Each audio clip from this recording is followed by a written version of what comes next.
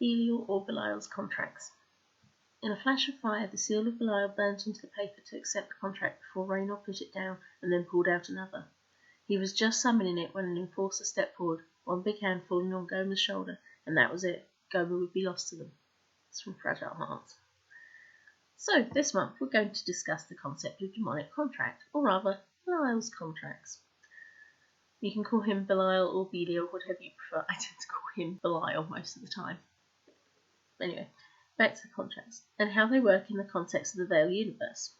First, we'll discuss just a tad about Belial and his role in the Beyond the Veil universe before we discuss what the contracts do, and we'll end up with discussing the inspirations for them and where the concepts come from. Beginning with Belial, within the Veil, this demon is a fallen angel that was Lucifer's right-hand guy, second in command but considered even before to be lazy and unwilling to do anything of worth but the work prescribed. He spent more time watching over what Lucifer was doing rather than anything else, so it became a sort of joke in heaven to refer to an angel or a beast being lazy, or not really pulling their weight as a Belial or Belial. He never cared, of course, but when Lucifer was going against the Almighty, Belial was the second loudest to stir up royalty to Lucifer alongside Beelzebub, and has always been, even after the fall, Lucifer's prime lackey. Now, because Lucifer set up rules and the Almighty made rules alongside them about their powers, after the dealings with the Nephilim and creation of the Veil, it was decided that Lucifer would need a lawyer, be entitled an angel of lawlessness, and the opposite of what was needed, but a scribe and obedient to Lucifer alone. Belial was perfect. He was enforced with the duty that whenever a demonic entity made a deal with the human soul, instead of just ripping it out or even killing the human, Belial was to place a seal upon the contract, and each side paid their due, without harm. This was not something Belial wanted, but when Archangel Michael made a point that if Lucifer would not rein in his demons, he would have to teach them a lesson, Belial insisted he would deal with the matter. It's the only job Belial really has, but he does it well. Now, a demonic contract, as mentioned, is a deal between a human and a demon to grant any wish in return for the human soul. Some deals aren't worth a full soul, but a portion, and Belial's contracts monitor these, though they never tell the human how much of them is tainted. When a human soul is brought into the Mastema court to judge if they will go to heaven, hell, or be reborn or enter purgatory, the contracts help in evidence for sending them to hell. The contracts can give anything within the power of the demon to give. A demon can hold any number of them, and well, a contract, quite frankly, is a deal with the devil.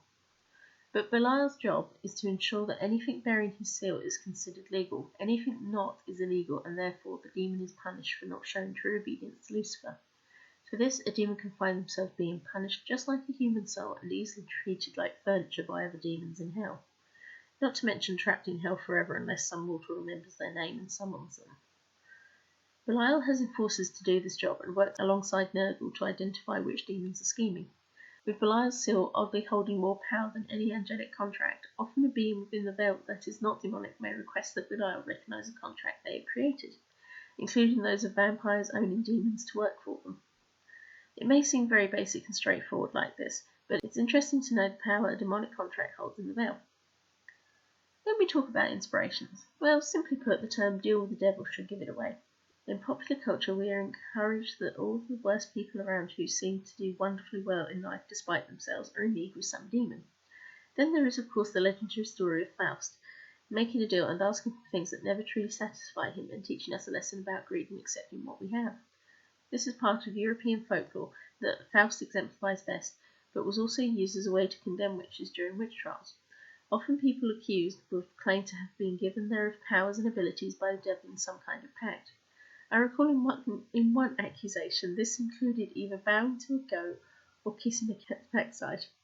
As a cat owner, I can confirm that it is truly the gateway to hell, and no, you would never kiss it.